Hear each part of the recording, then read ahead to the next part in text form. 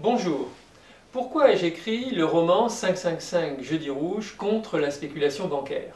Je m'appelle Jérôme Caz, j'ai dirigé pendant une vingtaine d'années un groupe financier et j'ai vu fonctionner de près la spéculation bancaire puisque j'ai vécu la dernière crise, celle de 2008-2009, au sein du comité de direction d'une grande banque française. Et j'ai été complètement effaré par cette expérience.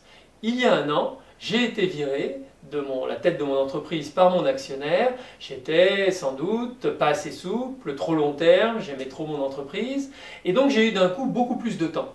Et j'ai décidé de faire partager mon indignation sur la banque spéculative. Alors j'aurais pu écrire un bel essai bien lisse, les spécialistes l'auraient lu, certains auraient apprécié, d'autres pas, et ça n'aurait rien changé à rien. J'ai préféré écrire un roman avec de vrais personnages qui montrent comment ça marche vraiment au sommet des banques spéculatives. Ce roman est paru, il s'appelle 555 Jeudi rouge, et pour que tout le monde puisse le lire, il est accessible gratuitement par téléchargement sur son site www.jeudirouge.fr. Qu'est-ce que j'ai essayé de faire en écrivant 555? J'ai voulu montrer le petit monde de la haute finance spéculative, et notamment tous ces rites, avec les grandes cérémonies de décoration dans la salle des fêtes de l'Élysée, avec les loges au Stade de France, avec les loges à Roland-Garros, avec les dîners du siècle.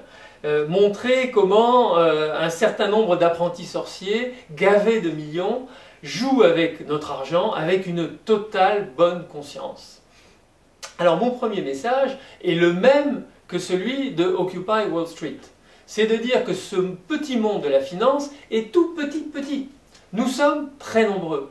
Et donc, si nous le voulons vraiment, nous pouvons, dans une démocratie, bloquer la finance spéculative. Mon second message est de dire, ne vous laissez surtout pas raconter que tout ça est trop compliqué pour vous. Bien sûr que c'est très compliqué, ça a été fait pour être compliqué, c'est devenu de plus en plus compliqué. C'est même tellement compliqué que ceux qui sont censés s'en occuper n'y comprennent absolument plus rien. En fait, Frankenstein est devenu complètement dépassé par sa créature financière. Et c'est justement parce que c'est très compliqué qu'il faut dire « pousse, on arrête, on se calme, nous refusons de jouer plus longtemps à vos petits jeux financiers débiles et on calme le jeu. » Qu'est-ce que ça veut dire, calmer le jeu? Eh bien, ça veut dire trois choses. D'abord, ça veut dire que ça n'est pas parce qu'une banque a envie de lancer un produit financier qu'il faut la laisser faire. Il faut contrôler les effets secondaires négatifs des produits financiers exactement comme on contrôle les effets négatifs secondaires des médicaments, ou en tout cas comme on devrait le faire.